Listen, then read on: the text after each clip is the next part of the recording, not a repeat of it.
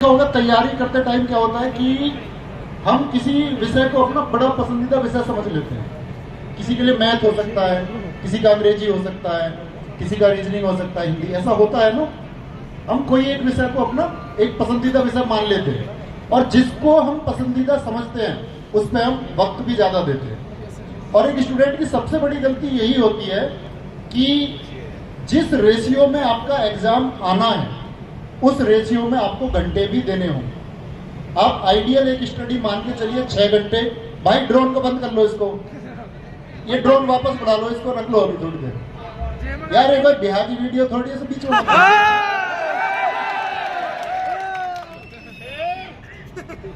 तो सबसे बड़ी कमी ये है कि हम उस बराबर रेशियो में मान के चलिए हम 8 घंटे पढ़ते हैं। बड़े ध्यान से सुनना। और कोई एक एग्जाम लेते हैं जिसमें 100 क्वेश्चन आते हैं, 4 सब्जेक्ट में 25-25 क्वेश्चन आते हैं, ठीक है।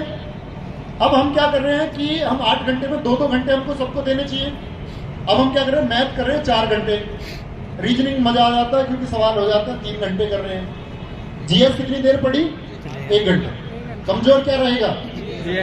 अब मान के चलिए किसी का जीएस में इंटरेस्ट है, 4 घंटे जीएस पढ़ी और मैथ पढ़ा 1 घंटे, कमजोर क्या रहेगा। ये गलती है। बराबर टाइम दो और जब लगे कि मेरा जो सब्जेक्ट है अब इसमें कमांड बन गई है, रीजनिंग के लिए अब 2 घंटे देने की जरूरत नहीं है क्योंकि रीजनिंग तो मेरी कमांड अब बन चुकी है, तो रीजनिंग को 1 घंटे कर दो। अब रीजनिंग का बचा हुआ 1 घंटा किसको देना है, जो सब्जेक्ट कमजोर है। हिंदी को या अंग्रेजी को आपको लगता है कि भाई मेरी कमांड बन चुकी है, तो जिस विषय पर आपकी कमांड बन जाए उस समय को उसे दे दो जिस पर आपकी कमांड नहीं। तैयारी का मूल नियम तो ये है।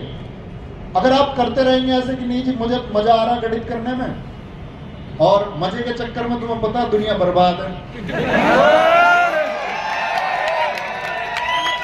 जैसे अभी तुमने देखा, मतलब इस एज में रहता ही है एक्साइटमेंट कि लड़की कैसे बोली वहां से तो उठ के देख रहे हैं सारे। सर ने आके बोला माँ का फोटो याद कर लेना, सबकी आंखें नीचे और जिंदाबाद जिंदाबाद। मतलब ये चीजें क्षणिक है, मोमेंट्री है। आपको मैं बताऊं कि माँ, पिताजी, घर की हालत, स्थिति जिसको देखनी होती है ना भाई, वो बिगर किसी के कहे देखेगा। मेरे कहने से तुम अपने घर की स्थिति देखोगे, तुमसे बड़ा मूर्ख कौन है फिर। अगर मेरे कहने से तुम पढ़ने बैठोगे, कोई बोले कि मुझे तो आपका चेहरा देख के मोटिवेशन आता है और मुझे बहुत अलग लेवल का जुनून आता है, तो सबसे बड़ा मूर्ख है फिर। अगर किसी को देख के तुम्हें लगता है कि मुझे मोटिवेशन आ रहा है, जुनून आ रहा है, मतलब तुमने हमसे पहले आइडेंटिफाई नहीं किया।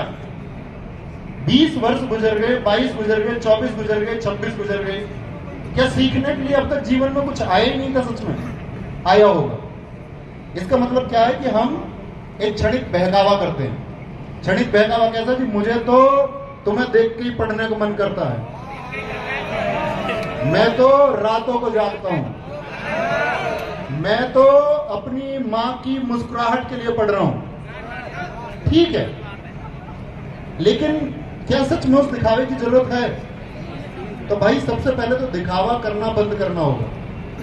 और जो लड़के पढ़ाई के टाइम पर कि जी मुझको फॉलो बैक कर दो, मेरे साथ कॉलैब कर लो, फोटो खींच के भेजूंगा उसको, उससे बोलूंगा नवीन सर से मेरी रोज बात होती है, मेरे बड़े करीबी हैं, तो ये सब चीजों से बचना होगा। अगर जिंदगी की कहते हैं ना कि रियल चीज आपको बनानी है तो रील से तो बचना होगा।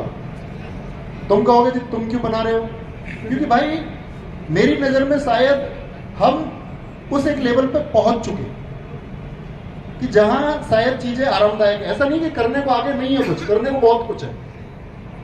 अभी आपका कहीं जाने का ड्रीम होगा तो हमारा भी कहीं पहुंचने का ड्रीम होगा, तो सबका होगा। अच्छा, दूसरी चीज क्या है, अब बात करते हैं कि भाई सभी लोग जानते होंगे इस बात को, हल्दी घाटी क्या है, राजस्थान क्या है, ये बताने की जरूरत शायद किसी को है नहीं। और जब हम कभी बताएं तो मैं कहता हूं कि किसी ना किसी का बलिदान छूट भी जाता है। हम किसी एक का नाम लेकर के और किसी एक का नाम लेकर के उसको छोटा नहीं कर सकते। इस देश में, इस राज्य में, इस प्रदेश में हजारों लोगों ने बलिदान दिए हैं, इस पूरे देश में दिए हैं। उन सबके बलिदानों की बात यह थी कि हम सीखते क्या हैं। हम लोग यहाँ राजस्थान में जिक्र कर रहे हैं कि महान महाराणा प्रताप जी का बलिदान क्या है, सब जानते हैं। तो सीखने की जरूरत है।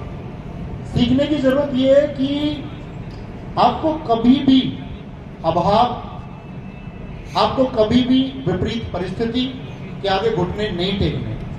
ये महाराणा प्रताप जी ने आपको सिखाया। चर्चित क्यों है या हमारे दिलों में क्यों बसते हैं? क्योंकि विषम परिस्थितियों में भी घुटने नहीं टेका। आप में से बहुत सारे लोग हैं कि मेरा सिलेक्शन नहीं हुआ, अभी पीछे भाई ने बोला 0.15 से रह गया जी, मैं 0.25 से रह गया। ऐसा भी हो सकता है कि आप शायद गवर्नमेंट जॉब के लिए सेलेक्ट हो ही ना पाओ। संभव है ना? मैं यहाँ खड़े होकर झूठ बोलूं कि आप सबकी नौकरी लग जाएगी आरडीओ पढ़ के, पॉसिबल नहीं है ना। शायद लग जाए सबकी, आप सब होनहार होंगे तो सबकी जॉब भी लग जाए। लेकिन ऐसा भी तो हो सकता है भाई, शायद हम लोग गवर्नमेंट जॉब में सेलेक्ट ना हो, इसका मतलब जीवन तो खत्म नहीं होता। एक भाई ने बीच में खड़े होकर बड़ा अच्छा लगा, उसने बोला कि मैं पढ़ता नहीं हूं, मैं सिंगर हूं। तो जिंदगी जीनी भी है, प्रेशर क्रिएट नहीं करना दिमाग पे। तो जिसे कोई भी स्थिति है, आप लोग अपनी मेहनत पे ध्यान दो कि भाई मुझे मेहनत करनी है, मैंने ये डिजाइन किया है, ये एग्जाम है, इसका सिलेबस ये है, मेरी चीजें क्या सच में तैयार करने के लिए मैं वो वक्त देता हूं जो देना जरूरी है। सच बताना, जब आप लोग रात को आराम की स्थिति में पहुंचते होंगे, और सच ही बताना मतलब खुद को ग्रेट बनाने की कोशिश नहीं करनी। आप में से कोई कोई विचार करता है कि मैंने दिन में आज क्या किया? कितने लोग करते हैं? हाथ उठाएं जो रात को सच में विचार करते हो कि मैंने आज सच में क्या किया। अब ऐसा तो नहीं 100% सच लोग हाथ उठा रहे हो, मतलब कुछ लोगों ने हाथ उठाए। तो क्या ये सच में जरूरी नहीं है कि आप अपने पूरे दिन को जो आप बिता चुके हैं उसके बारे में एक बार विचार करें कि जो मैं सोच रहा था मैंने उसके लिए आज काम किया या नहीं किया? सोचना चाहिए।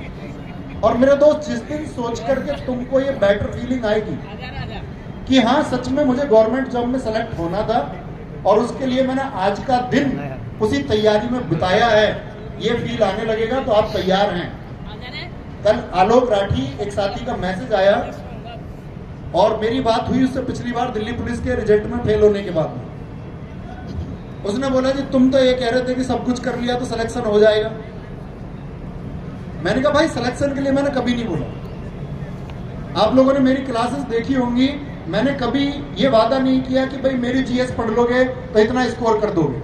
मैंने ये कहा है हमेशा कि आप यहां से पढ़ते हैं और अगर पूरी तरह से उसको तैयार करते हैं, मैं वादा करता हूं दुनिया में कोई आपकी टक्कर नहीं ले सकता। मैं ये नहीं कहता कि आप पूरा स्कोर कर दोगे, ये मेरा अपने स्टूडेंट्स पे भरोसा है और लोगों ने करके दिखाया भी है। कल आलोक राठी से मेरी बात हुई, एसएससी जीडी में 160 में से 160 स्कोर, और कल मुझसे कह रहा था भैया आप कह रहे थे कि कर सकते हैं, तो मैं बस एक कमरे में बंद था। और जब से दिल्ली पुलिस में सफल हुआ तब से इस एग्जाम के लिए पढ़ रहा था। और कल स्टूडियो में आएगा तो आपको अपनी सारी स्ट्रेटजी बताए, कल परसों जब भी आएगा बुलाया गया। तो छत पे जैसे उसने बोला कि मैंने खुद को कमरे में अकेला कर लिया। अकेले का मतलब क्या है कि आप जो करना चाहते हो उस लाइफ को जीते भी हो या नहीं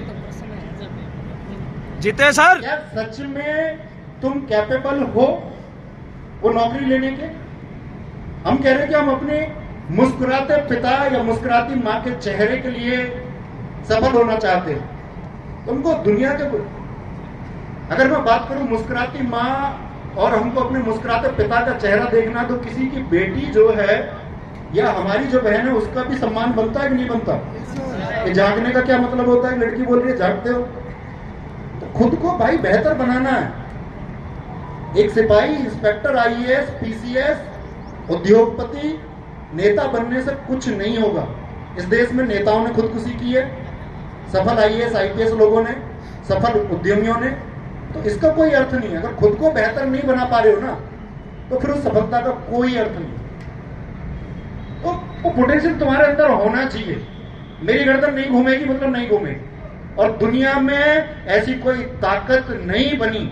ये महाराणा प्रताप जी ने आपको सिखाया कि मैं अगर गर्दन नहीं घुमाऊंगा तो नहीं घुमाऊंगा, मैं पीछे नहीं हटूंगा तो नहीं हटूंगा। मेरी गर्दन तुम काट के ले जा सकते हो, लेकिन गर्दन मेरी तुम घुमा नहीं सकते। लोग परेशान हो रहे हैं। मोहल्ले में किसी ने बताया कि मैं लाइब्रेरी में जाता हूं और उनकी चर्चा दरअसल में लाइब्रेरी का पूरा दिन तैयारी में नहीं गुजरा, उसका दिन गुजरा तेरा मॉक में कितना स्कोर है, मेरा मॉक में कितना स्कोर है, पिछले मॉक में कितना था, अगले मॉक में कितना होगा। तो दूसरे के स्कोर से नहीं डरना, दूसरे को अपने साथ बढ़ाओ। अगर तुम्हारे अंदर ताकत है ना, उसको भी तैयारी करो। गलत तरीके से नहीं कि ये नीचे हो जाए, इसको मिसगाइड कर दूं मैं। महाराणा प्रताप जी का एक अनसुना किस्सा मैं आपको सुनाता हूं कि महाराणा प्रताप जी जब हल्दी घाटी का युद्ध है 1576 से पहले, इसके 10 दिन पहले की बात है, बहुत कम लोगों ने सुनी होगी, तो लोगों ने मानसिंह की खबर दे दी महाराणा प्रताप को कि जी मानसिंह निहत्था है और रैकी करने आया है, कुछ स्थितियों का पता लगाने आया है। आप सब जानते हैं कि महाराणा प्रताप जी का मैसेज सिर्फ वीरता का मैसेज नहीं है। महाराणा प्रताप जी ने इस देश को मैसेज दिया है कि आपको हर वर्ग के व्यक्ति को अपने साथ लेना होगा। उनके साथ भील, राजा, हर जाति, हर धर्म का व्यक्ति है। आप लोग जातियों में, धर्मों में बटे हुए हो, करनी है हमको पढ़ाई है, हम खुद को बांटे हुए हैं। कहां पर? जाति, धर्म, इन चीजों पे हमारा डिस्कशन होता है, डिबेट होती है। महाराणा प्रताप जी ने मैसेज दिया कि मेरे साथ भील से लेकर के हर वर्ग का व्यक्ति है। तो लोग कहते हैं कि मानसिंह आज निहत्था है, इसको मार देते हैं, इसको गिरा देते हैं। उनका नहीं, निहत्थे को नहीं मारे, जिसके पास शक्ति नहीं है उसको नहीं मारेंगे। कल हल्दी घाटी के युद्ध में लड़ेंगे और कहते महाराणा प्रताप जी के पास, आप लोगों को पता होना चाहिए, हमेशा 2 तलवारें थी कि कभी कोई व्यक्ति निहत्था हो जाए तो उसको भी एक तलवार दे देंगे। ये पोटेंशियल है। आप अगर इस बात पे खुश हो रहे हैं ना, आपके जो दोस्त है वो पढ़ाई में कमजोर हो रहा, नहीं, उसको भी तलवार देंगे। तो वीर वो है, क्या सोचा, अगर मैं कहूं उत्साह उसके अंदर है जो अपने परिवार को शारीरिक, सामाजिक और आर्थिक मजबूती दे सकता है। आपका परिवार सुरक्षित कब होगा? जब आप आर्थिक रूप से मजबूत हो, जब आप शारीरिक रूप से मजबूत हो। एक भाई ने अभी बीच में बोला था इधर कि जी आपने, एक सवाल उठा पड़ा, मैंने देखा कई बार कमेंट्स में, बहुत पढ़ता हूं, उसमें लिखा हुआ था कि आपने दिल्ली पुलिस की जो मेरिट है वो अंकित भाटी सर आपने इतनी बता दी तो हम फिजिकल के लिए नहीं गए।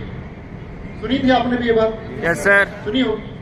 अच्छा ये पूछो तुम, ऐसा भी माइंडसेट क्या हो सकता है अगर वो सारे बच्चे जो कहने से नहीं गए फिजिकल देने, अगर वो सच में चले जाते सब फिजिकल देने, जो ये कह रहे हैं कि मेरा स्कोर इतना था, 75 था, 78 था, मैं तो 72 था, 70 था, आपकी वजह से नहीं गया, अगर वो सारे चले जाते, दौड़ लगा देते सारे, तो क्या मेरिट ऊपर नहीं जाती?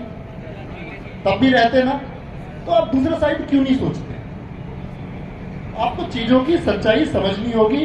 फालतू के, मैं हमेशा कहता हूं, फालतू के मोटिवेशन में वो चाहे मैं बोलूं, कोई भी बोले, उसका कोई अर्थ नहीं है, क्योंकि वो क्षणिक हो सकता है, मोमेंटरी हो सकता है। और कहते हैं कि जो स्थितियों या विषम परिस्थितियों में डिगते नहीं है, यानी डटे रहते हैं, कहते हैं विषम परिस्थिति और विषम समय में भी जिसने ना घुटने टेके उसके सामने विषम परिस्थिति और समय घुटने टेक देते हैं।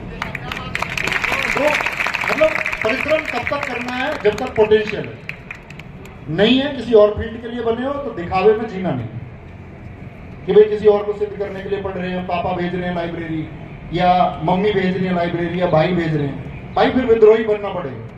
हो सकता है आप तक प्राइवेट सेक्टर में अच्छा कर दो। ये बिल्कुल जरूरी नहीं है कि हम गवर्नमेंट जॉब के लिए प्रिपरेशन कराते हैं तो आपका भविष्य सिर्फ सरकारी नौकरी है, ऐसा बिल्कुल जरूरी नहीं। अगर खुद का सपना है, हाँ अंदर से आया, मुझे क्यों वर्दी पहननी है, मुझे क्यों सरकारी नौकरी की जरूरत है, अगर खुद की इनर फीलिंग है तो फिर दम लगा के करें, फिर उसमें एक्सक्यूज नहीं होने चाहिए। और याद रख लेना, जो आपका समय है वो बर्बाद नहीं होना चाहिए। आपको भी पता है समय आपका कहां बर्बाद होता है और कहां बचता है। अगर इसके लिए कोई आपको बता रहा है कि समय आपका कहां बचेगा तो फिर उसका कोई अर्थ नहीं। तो मैं ये कहना चाहता हूं आपसे कि आप वास्तविकता के साथ जिए, जो ख्याली दुनिया है उससे बाहर आ जाओ, क्योंकि हकीकत शायद आपको आज ना पता हो, आप किसी के आश्रित हो, भाई आपको पढ़ाते हो, पिताजी पढ़ाते हो, मामा पढ़ाते हो, किसी के भी द्वारा आप पढ़ाए जा रहे हो। कल हकीकत दुनिया की शायद आपके सामने आ जाएगी। और अगर नहीं फेस करना चाहते उस मोमेंट को, क्योंकि आप सब जानते हैं कि समय गया तो गए, वापस तो आना है नहीं, तो या तो अभी जियो या फिर हाथ बोलते ना कि मलते रह जाओ, तो या तो हाथ मलने हैं या फिर खुद को कामयाब बना लेना। इसका जो भी चुनाव है या जो तय करोगे वो तुम करो। तो बस एक छोटा सवाल है मेरा, बिना किसी शोर शराबे के जवाब देना कि कह जाओगे ना? Yes sir. और एक यस बहुत जबरदस्त आनी चाहिए। करके दिखाओगे ना? यस। तो करके दिखाना है और सफल हो जाना है। ख्याल रखिए। नमस्कार सर। एक शायरी सर।